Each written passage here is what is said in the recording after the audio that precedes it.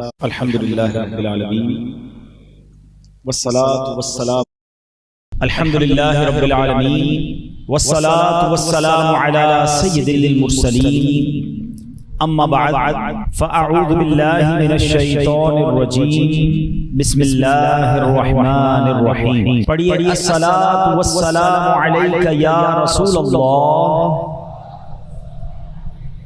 وعلى آلك وأصحابك يا حبيب الله الصلاة والسلام عليك يا نبي الله وعلى آلك وأصحابك يا نور الله پیارے پیارے اسلامی بھائیوں اور مدری چینل کے ناظرین، درود پاک پڑھنے کے بے شمار فضائل و برکات ہیں۔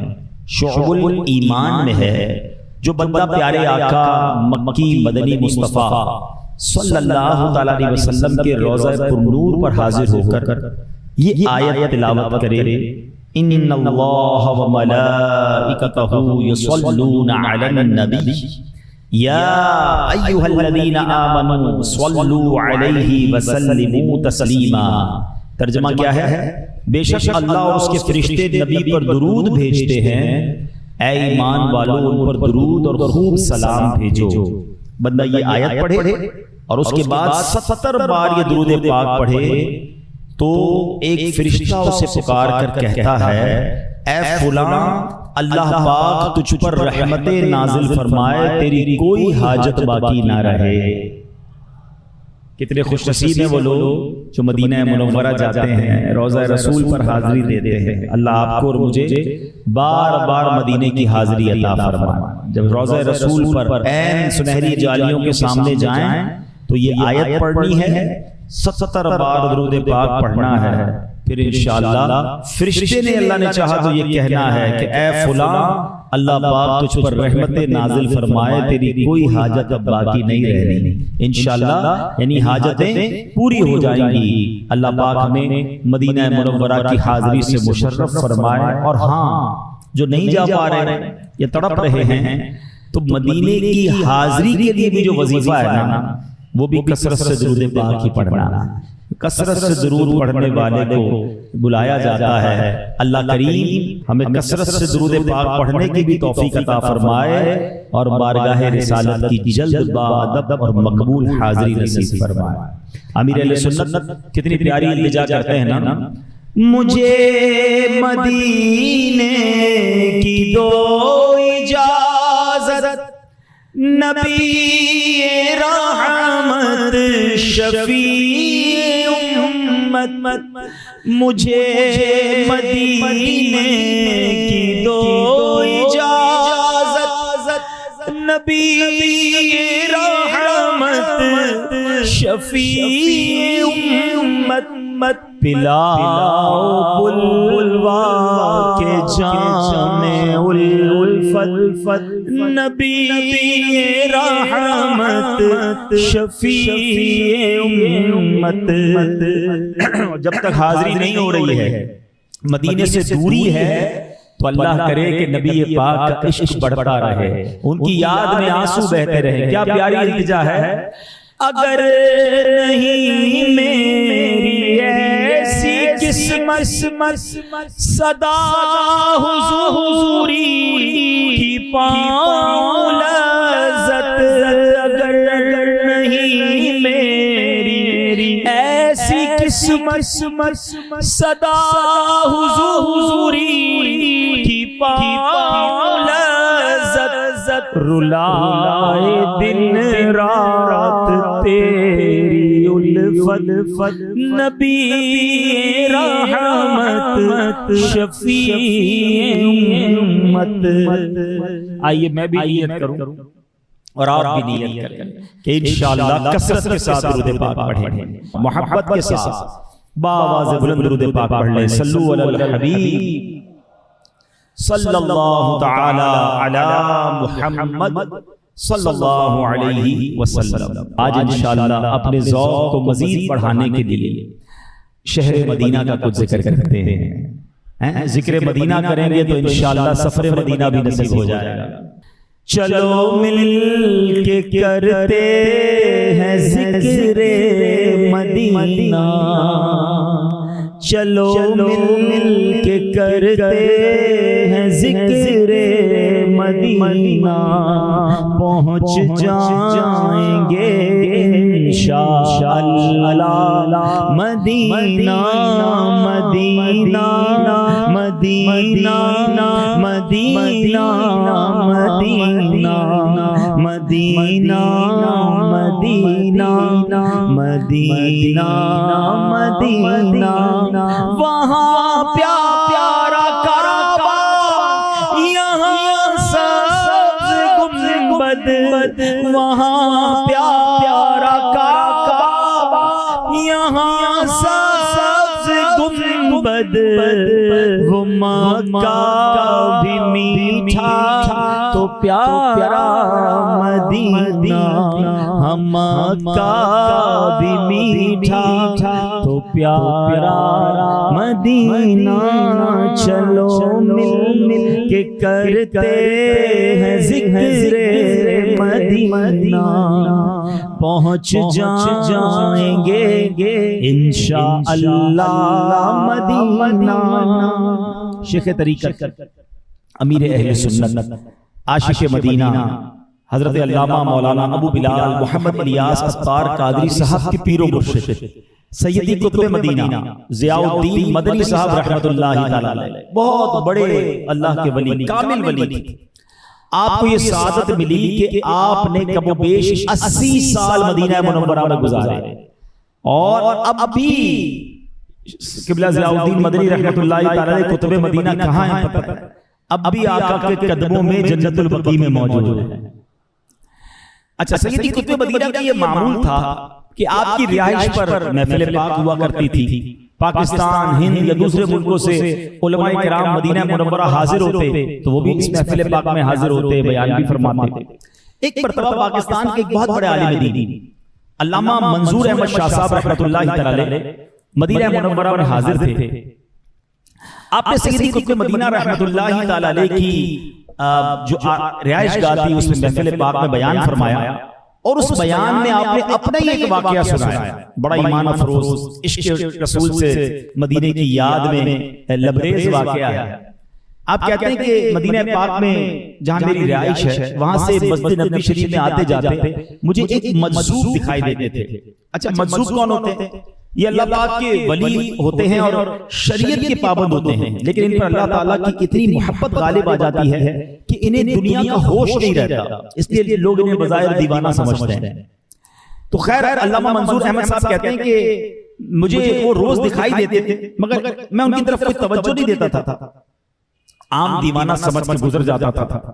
ایک دن کہتے ہیں میں روضۃ الجنہ، ریاض الجنہ، جنت کی جو کیاری ہے، سبحان اللہ، یہ مدینہ پاک میں وہ خاص مقام ہے جو روضہ رسول اور منبر انور کے درمیان ہے، اور نبی پاک علیہ السلام کا کچھ اس طرح فرمان ہے کہ میرے روضے اور میرے منبر کے درمیان جو جگہ ہے وہ جنت کی کیاریوں میں سے کیاری ہے۔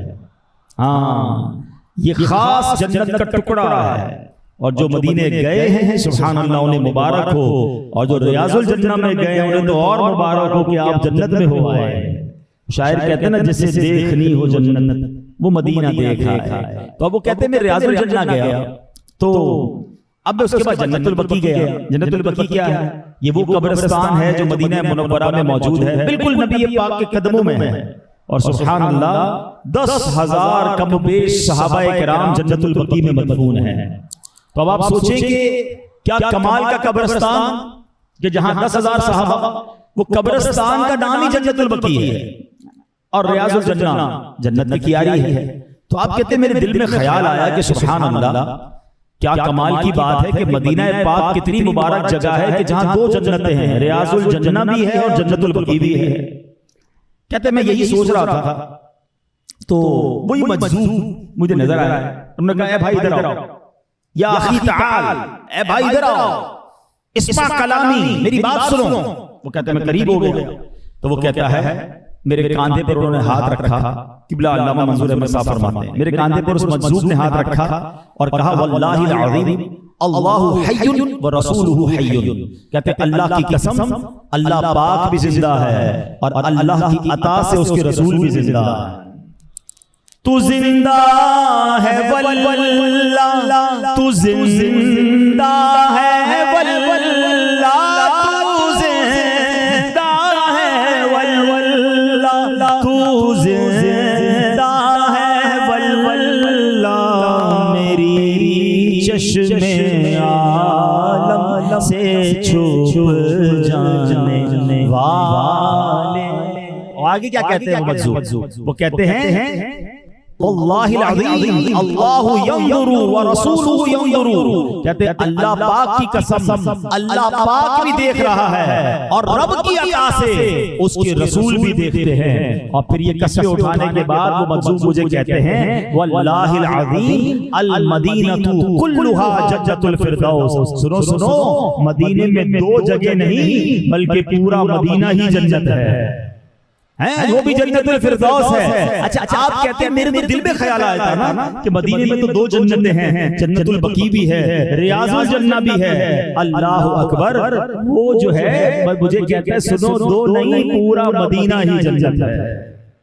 اب یہ واقعی عشق والی باتیں ہیں، ہاں یہ عشاق کی باتیں ہیں۔ ہو سکتا ہے کہ یہ بات وضاحت کر دوں کہ یقیناً جنت کی اصطلاح تو جنت میں بولی جاتی ہے، یہ عشق والی باتیں ہیں۔ اور سبحان اللہ مدینہ منورہ میں کئی وادیوں کے بارے میں نبی پاک نے فرمایا کہ یہ وادی جنت میں سے ہے، احد پہاڑ کے بارے میں فرمایا کہ احد پہاڑ یہ جنتی پہاڑ ہے، ریاض الجنہ کے بارے میں نبی پاک نے فرمایا کہ یہ جنت کی کیاریوں میں سے کیاری ہے۔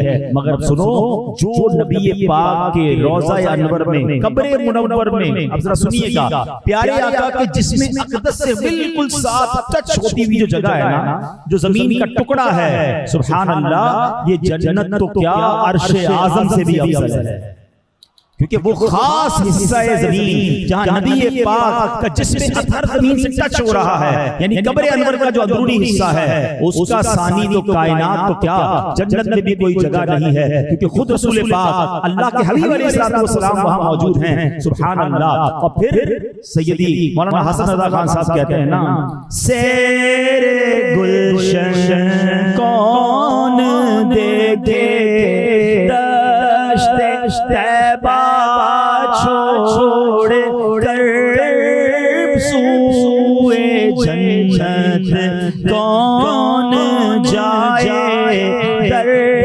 تمہارا چھوڑ۔